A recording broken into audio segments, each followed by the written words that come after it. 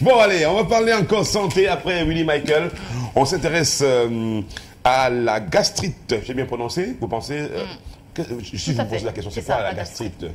La gastrite, c'est ce que le docteur nous dira tout à l'heure, je crois. D'accord, très bien. Donc il est là, il est déjà en place. Et vous allez, comme d'habitude, lui dérouler son tapis. Oui, Jason, merci beaucoup. Docteur Nguemi, bonjour. Bonjour, Madame Paniel. Ça va, bonjour. Ça va aller? Ça va par la grâce de Dieu, nous sommes debout. Voilà. D'accord. Mais docteur, quand je vous regarde, à chaque fois, je vois un homme qui aurait pu être pasteur, prêtre. Je vous trouve très, je dirais pas pieux, mais vraiment touché vers la sainteté radicale. Et puis le blanc en dit un peu plus. Il y a de la pureté quelque part. Oui, je vois un peu les fruits de l'esprit. Il est plutôt cool. Hein. Vous confirmez ça, docteur? Pasteur, docteur? Non.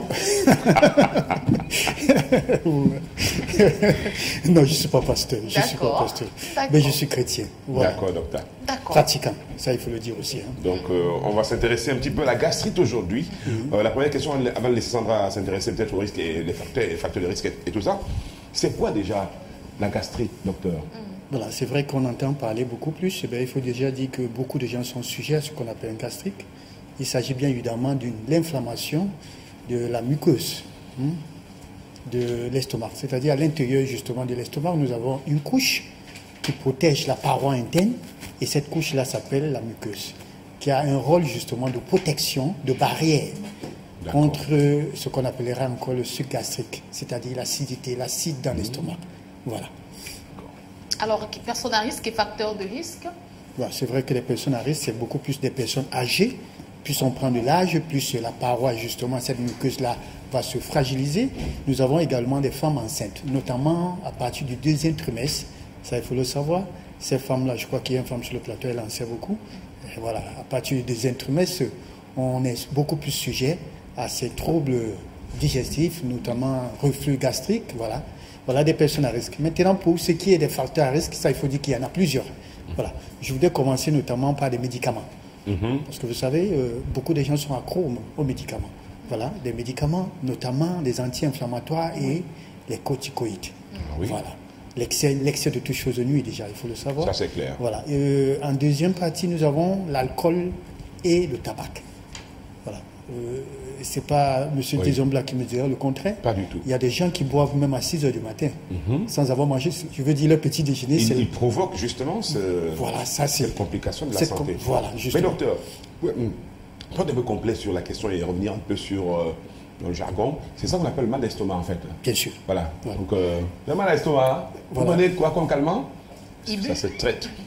Alors, donc, c'est le mal d'estomac dont on parle. Et c'est ça qu'on appelle dans le jargon la gastrite. Voilà. Alors, quels sont les symptômes? Comment ça se manifeste comment, docteur? Voilà, justement, il y a cette douleur-là au niveau de l'abdomen. On a souvent l'impression que c'est au niveau de la poitrine. Hein. Voilà, douleur, justement, il y a d'abord une douleur généraliste de l'abdomen. Maintenant, il y a une brûlure au niveau de la poitrine, notamment au niveau du sténon, c'est-à-dire le milieu, le creux là, entre les deux seins là. Voilà. Voilà, il y a cette brûlure-là, chez certains, ça peut se comporter comme un coup de poignard. Et vous le ressentez au dos, au niveau dorsal. Ça également, voilà. Nous avons également perte d'appétit, nous avons également les vomissements. Et puis pire encore, on peut... Nausées, vomissements? Oui, voilà. Oui. Puis pire encore, on peut constater justement du sang dans les vomissements. Du sang, voilà. Est-ce que ça c'est dangereux ça? Là c'est dangereux, ça devient compliqué parce qu'il faut dire que quand on parle de gastrite, mal d'estomac, il y a la forme aiguë et chronique. Ça va étape par étape. Étape par étape, voilà. D'accord. Ok, très bien. Et est-ce que la gastrite est contagieuse? Et parlez-nous également de la gravité et des complications possibles. Voilà, déjà il faut dire que contagieux, oui, ça va dépendre justement de la cause, des facteurs de risque. Le mal d'estomac est contagieux. Oui, ça je m'explique que les gens comprennent. Voilà, monsieur Desombla. Alors, je vous ai dit, quand je dis contagieux, c'est par rapport à cette bactérie qu'on appelle Helicobacter, H. pylori. Et je vous ai dit que tout à l'heure on parlait du bijou si c'était contagieux au Covid. Alors, je vous ai dit que pour ceux qui ne le savent pas, Helicobacter, H. pylori, c'est contagieux. Pas les baisers, la salive, même le contact direct, c'est-à-dire le toucher et que vous allez déféquer et que vous ne lavez pas les mains, c'est fini. Voilà pourquoi aujourd'hui, 80% des personnes sont sujets à un problème gastrique. Tout le monde se plaint du mal d'estomac. Même il y a des petits qui... Non, mais bien sûr, bien sûr, il y a des enfants qui attrapent les H. pylori. Pourtant, ceux qui sont exposés à cela, c'est plus les personnes d'un certain âge. Voilà, ça, il faut le dire. Maintenant, alors, il y a également ce facteur du stress. Le stress est important, parce qu'il faut dire que le stress fait... Ah, oui. Voilà, le stress est très important. Ça, également, c'est un facteur. Aggravant même alors, il faut dire l'anxiété également. Voilà. Quand on est anxieux. Quand on est anxieux. On est angoissé aussi souvent. Angoissé également. Oui. Voilà autant de l'attente de quelque chose qui n'arrive pas et qu'on attend, ce qui doit arriver, ça n'arrive pas. Voilà. Alors, qu'est-ce que ça va se passer? Le sucre gastrique, il y aura une hyper-production, sécrétion, s'il faut dire, et ça va aller endommager ou encore irriter cette paroi-là, d'où ça peut céder, d'où ça peut rompre, et là, on parlera de l'ulcère d'estomac, ou encore, plus pire encore, on pourra parler du cancer de l'estomac, bien évidemment. Alors, docteur, maintenant, je voulais, parce que c'est vrai, tout ça est inquiétant, mais est-ce que la gastrite est-ce qu'on peut prévenir quand même cette maladie? Est-ce qu'on peut la soigner déjà? Est-ce qu'on peut éviter cela? Oui. Comme un vaccin ou quelque chose comme ça qui peut permettre qu'on puisse se prémunir de cela? Voilà, il faut dire que la prévention passe d'abord par les facteurs de risque. Il s'agit d'éliminer les facteurs de risque. Oui. Alors, si vous buvez, modérez. Je ne veux pas dire n'allez pas boire, modérez. Si vous fumez, modérez également. Alors, si vous ne pouvez pas arrêter, si vous pouvez arrêter, c'est tant mieux. Tant mieux, voilà. Alors, si vous aimez trop les épices, parce qu'il y a beaucoup de gens qui pensent qu'une bonne nourriture doit être bien pimentée ou encore beaucoup d'épices. Voilà. Alors, et ce n'est pas Maître Élisée qui me dira le contraire. D'ailleurs, vous avez constaté depuis l'autre jour, ce qu'il fait, il ne parle pas de poivre blanc, jansan, clou de girofle et tout et tout. Vous comprenez? Jansan aussi, oui, il faut le rappeler. Voilà, oui, c'est des épices, ça irrite, voilà. Docteur, j'en consomme beaucoup. Ah, mais ça, c'est mais sachez que vous êtes estomac. Oh non, ça, il faut l'éviter. Ça, il faut l'éviter. Voilà. Donc, voilà la prévention, il faut éviter d'aller. Il ne faut pas trop. Avec modération. Oui, ça, c'est important. Oui, alors, voilà, la prévention passe par là. Il faudrait également bien mastiquer. Monsieur Desombla, vous savez, il y a des gens qui sont pressés. Aujourd'hui, on court contre le temps. La course, voilà, et certains mangent même en route. Voilà. Et ça, c'est très dangereux. On doit bien mastiquer pour éviter justement de fragiliser cette paroi, cette muqueuse. Voilà. C'est des conseils capitaux. Alors, dites-nous, docteur, est-ce qu'une gastrite se soigne et en quoi peut consister justement le traitement de la gastrite? Voilà, le traitement justement, ça je vous ai dit déjà, ça se soigne, ça c'est important de le savoir. Et le traitement va dépendre également de la cause. Monsieur Desombla, si votre cause est due au stress, ça ne servira à rien de prendre des comprimés. On va beau vous prescrire tous les médicaments d'une pharmacie, ça ne vous aidera pas. Vous passerez par les Malox, les Gaviscon et tout ça. Justement, il y a des gens qui vous diront que j'ai déjà tout pris. Alors, pourquoi? Parce que la pauvre dame vit sur le stress. À cause de quoi? Soit un époux qui rentre, qui bastonne chaque soir, soit une femme qui est abandonnée par ses enfants, elle vit que sur le stress. Vous pensez que Malox, en tapant tous ces produits-là pourront l'aider? Non, mais si le mec rentre le soir et qui bat sa femme, je dirais parce que j'ai presque envie de dire que c'est un salaud. Ça, c'est clair. Alors, il faut donc comprendre que ça va dépendre justement de la cause. Alors, on ne peut pas soigner ce qu'on ne connaît pas. Ça, c'est important de connaître. Une fois que vous connaissez la cause, vous prenez mieux la chose en charge. Si c'est dû au stress, corrigez. C'est vrai qu'on ne va pas changer le monde. Personne ne peut changer le monde. Mais, aussi peu que soit, on a une solution à chaque chose. Donc, c'est important. Mais si c'est dû à ce qu'on appelle les bactéries et les cobactères, nous avons des antibiotiques.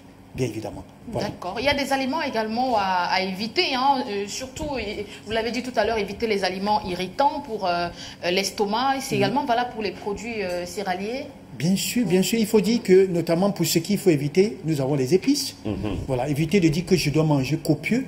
Parce que copieux... Un peu d'épices quand même, un peu, ça ne nuit pas. Comme pour Sandra, un peu de poivre. Voilà. Alors, bon, et il y a de l'huile, parce qu'il y a l'excès d'huile, trop de gras. Ça aussi. Il faut également parler du sucre. Éviter de consommer trop du sucre. Et tout ce qui est raffiné, tout ce qui est pâtisserie, boulangerie, charcuterie, tout ça ne vous aide pas. Ça, notamment, je parle des gens qui sont déjà sujets au mal d'estomac. Ça, c'est important de le dire. Voilà. Maintenant, des aliments à privilégier, notamment, c'est des fruits comme les pommes, pommes de France, ce qu'on appelle la poire. Et les pommes aussi, les pommes de terre aussi, pourquoi pas? Non? Oui, bien sûr. Bien sûr. Ça fait partie des céréales. Super. Mais notamment, je conseille beaucoup plus ce qu'on appelle des céréales complets. C'est-à-dire? Monsieur Desombla, pas du pain blanc, mais du pain complet. Le pain complet? Le pain complet. Oui, je connais le pain complet. Du spaghetti complet. Du riz complet. Voilà autant des aliments complets. Voilà, et ça passe très bien.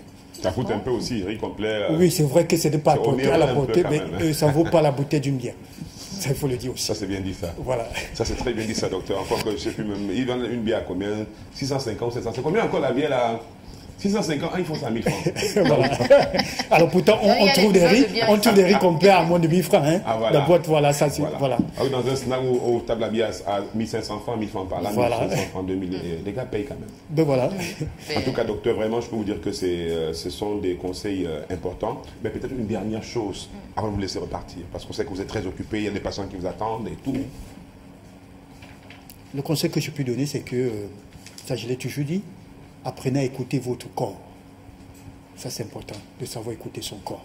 Parce qu'il y a des gens qui développent des pathologies, et justement, c'est quand c'est au stade terminal qu'ils tombent. Pourquoi? Parce qu'ils n'ont pas donné l'occasion. Et ça, avec justement ces multiples facteurs dont nous faisons allusion, la bière, s'il passe son temps à se lever à 6 heures et commencer à boire, comment est-ce qu'il peut écouter son corps quand il va? Hein, peut-être c'est le message de son corps. Peut-être son corps, là. Alors, le conseil que je peux donner, c'est important. Et à chaque fois que vous aurez un petit bobo, évitez l'automédication parce que les médicaments, en réalité, sont acides. Ce qu'il y a lieu de faire, rendez-vous à l'hôpital. Il faut toujours consulter. Voilà. D'accord. Merci beaucoup, docteur Nguemi. Disons, vous rappelez les contacts du docteur? Oui, les contacts du docteur sont au bas de l'écran, je pense. Non, ici. C'est là aussi. Ah, parfait. 699 64 57 59 ou bien 675 92 47 91. Et vous avez ça au bas de l'écran pour votre gouverne. Retour ici avec Sandra Péniel pour